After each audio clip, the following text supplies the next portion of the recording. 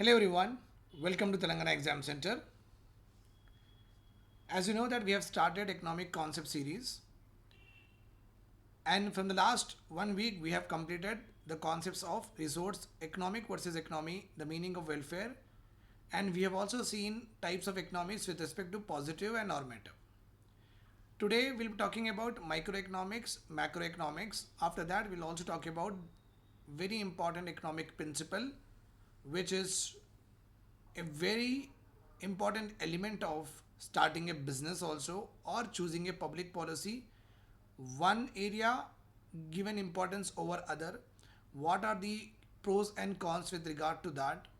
So that is only called as opportunity cost. We will talk about that also in a bit. Please wait for the real time examples with the help of which you will understand it very clearly. Then we have the last one here. Why can't we use our own resources to start a business? Why I need to borrow from the bank only in order to put in the business? Why can't I use the father's money or the mother's money? Remember this point. Okay. All of these we are going to discuss, very important for the prelims examination and also the overall building of our knowledge. Before going into the discussion on the Telangana Exam Center app, you will be having 1 year TGPSC current affairs are there. So these current affairs are regularly updated once in a month or twice in a month. So you can take 1 year subscription and you get the content every other time updated one, with the help of which you can easily cover all the current affairs for your examination. Apart from that, please don't mind that this is the common thing that I do. Please excuse me for taking your time. So I also have these two important classes which are running. One is TGPSC moment paper and another one is economy paper. Both of these subjects constitute 300 marks for group 1, 2 and 3. So these are the heart and soul of the TGPSC examination, just like fundamental rights are the heart and soul of the constitution. So make sure that you become a part of this particular classes and test series and the mentorship. Mentorship with regard to its information I have not yet told you much, but those who have taken it, they are really enjoying it and getting a lot of performance out of their own, coming out of their own comfort zone, and they are just learning and performing like anything. So it's a very huge thing that I have not yet advertised, that I will come to in a bit in some days.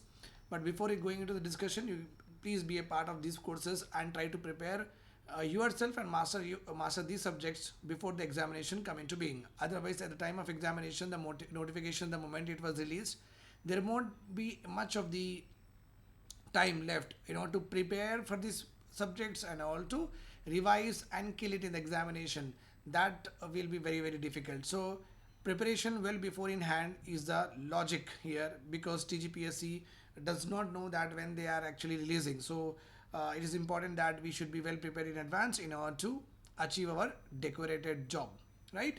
Yes. So I just move the slide so that you'll able to recollect what we have done.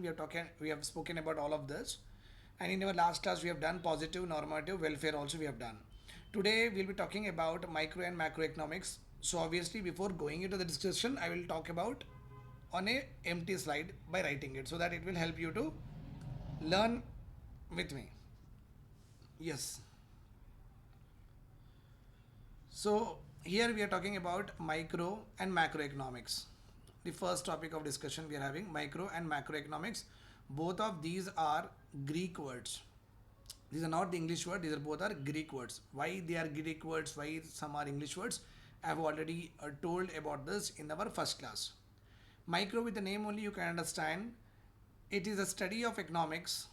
It is a study of economics basically at a unit level, basically at a small scale, or one area of economy, or deals with only population, deals with only agriculture sector, etc., so and so forth. Then we call it as microeconomics. Study of economics that is done at the unit level, small scale, or if you're studying one area of economy or studying only about population, behavior, demographic, or studying anything with regard to only agriculture, productivity, etc., we call it as microeconomics. Microeconomics, as because the unit of study is very small, so obviously it will not have larger impact on economy. There won't be larger impact on economy, not only on economy or also on society. No larger impact. Remember this point. Whereas macroeconomics, study of economics in a more broader, more wider, and also integration, and the study of economics by integrating various sectors of economy, or finding out the cause and effect relationship of a particular economic variable in long run also. These are basically for the short run purpose, these are basically long run. Okay, then we call it as macroeconomics. So what is macroeconomics? Study of economy in a very broader, wider, and integration of various sectors of economy, okay, that affects various economic variables, and try to analyze the economy with regard to the cause and effect relationship in a larger way, and study its overall impact, or study its wholesome impact. Then we call it as macroeconomics. Remember this point. Now, just imagine a point here. If I talk about per capita income and ask you to tell per capita income belongs to micro or macro, pause the video and try to think and give me the answer that whether this PCI belongs to micro or macro. I guess you have paused the video. Now let us go to the answer. So whatever you are thinking in your mind, it is very, very true. Per capita income is nothing but average income earned by a Indian across one financial year. That is called as per capita income. Obviously, it is a per person income earned by an individual, right? So per person, how he is spending that money, if you are going to study that way, then it is called as microeconomics.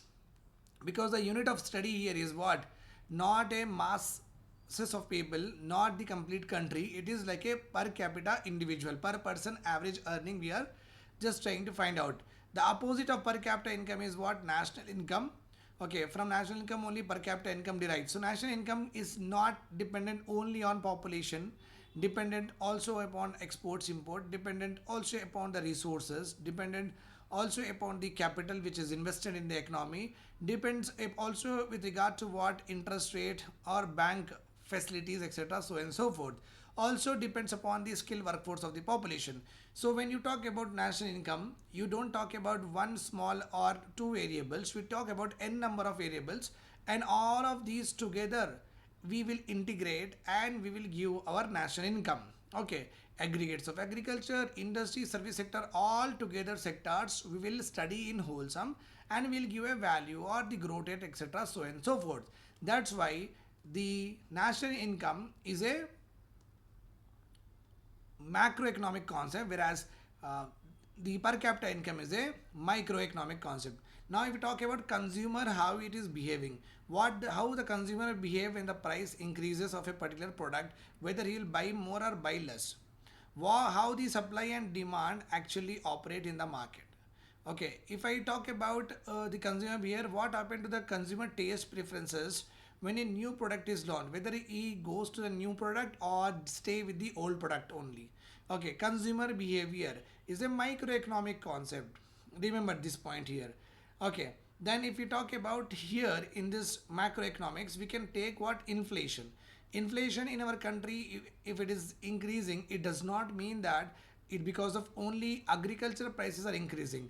As you know that consumer price index or wholesale price index consists of n number of articles inside that basket, with the help of which almost around 500 plus items are there.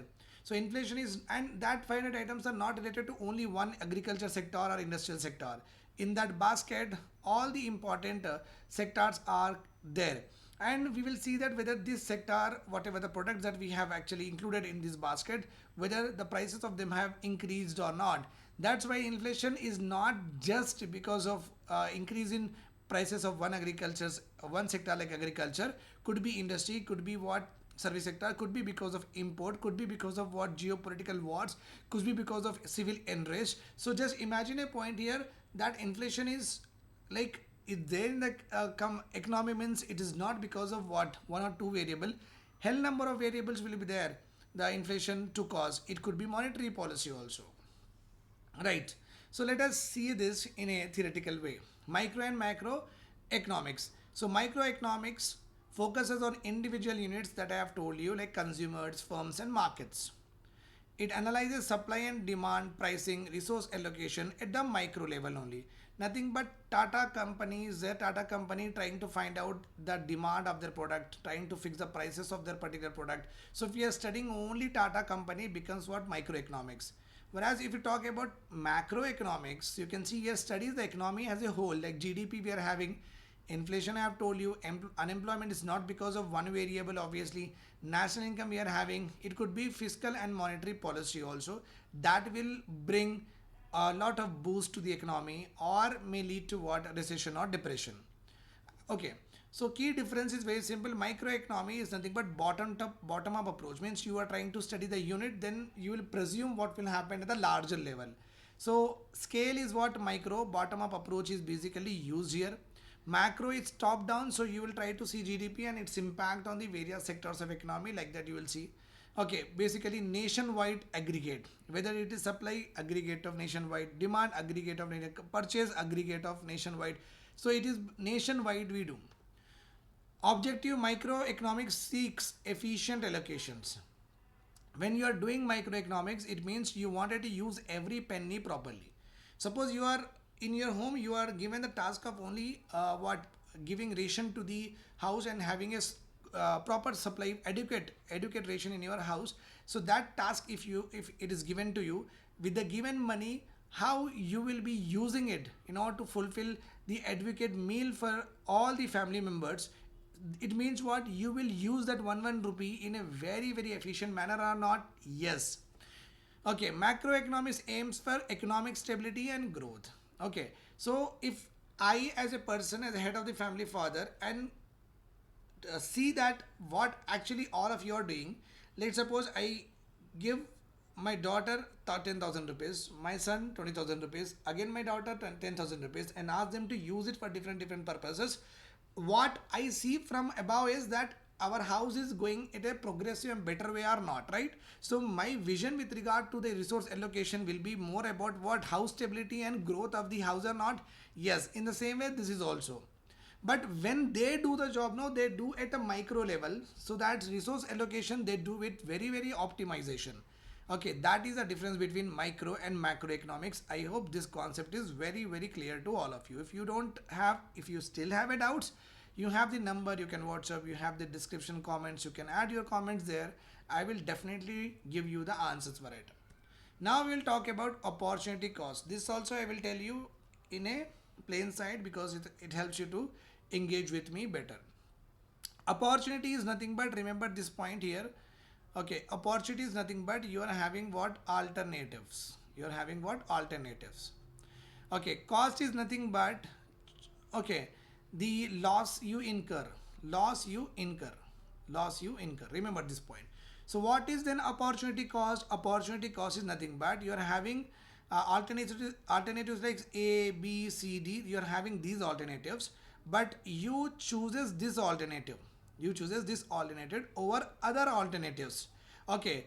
So let's suppose you have chosen this alternative and this alternative did not turn out to be very good. After you have chosen this alternative, it did not turn out to be very good, and the other may turn out better. Means what you thought, suppose you are having 10,000 rupees, you use this money for the purpose of A and you did not see good result. Okay, it might be possible that if the same 10,000 rupees you might have used for B, C, D, they would have got what? More better results or not? Yes. So the gap between your choice and what other alternatives would have performed that particular value and your value of choice, that gap is called as what? Opportunity cost. Nothing but your decision has costed this much amount of money. I'll come to the very real-time example, but I just wanted to give you some qualitative and theoretical aspect about it. That is how you have to understand also. Okay, fine. So what you understood, whenever we talk about opportunity cost, okay, you are having alternatives.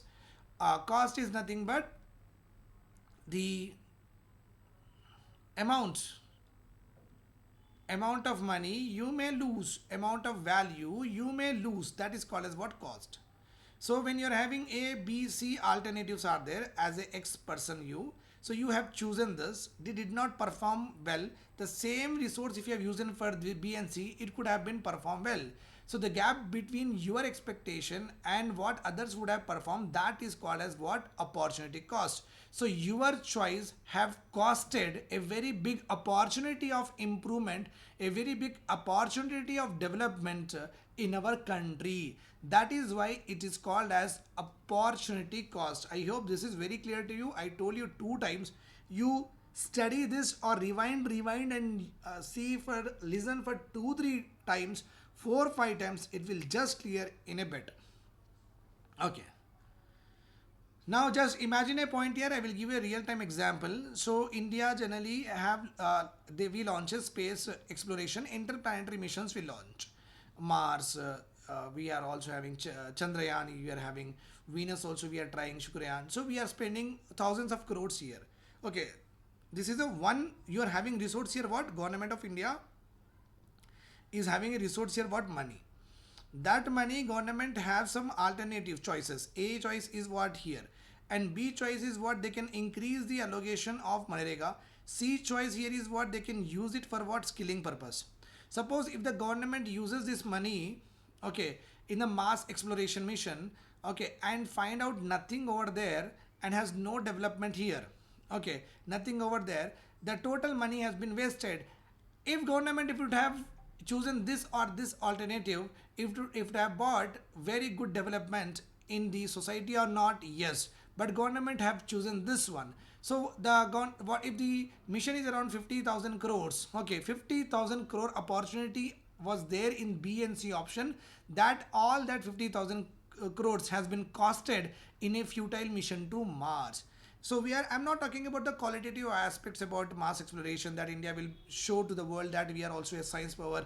Most of the private sector collaborations will come to India, that we are able to put a mission to the Mars. Okay, we can develop our private sector. It will serve as a inspiration to the youth to go for the space industry, development, collaboration, academia, industry. All of them will try to develop a space industry. That long-term qualitative impact may happen, but at this point of time, you can understand that this opportunity B at B and C has been losted because of the choice made in order to give what?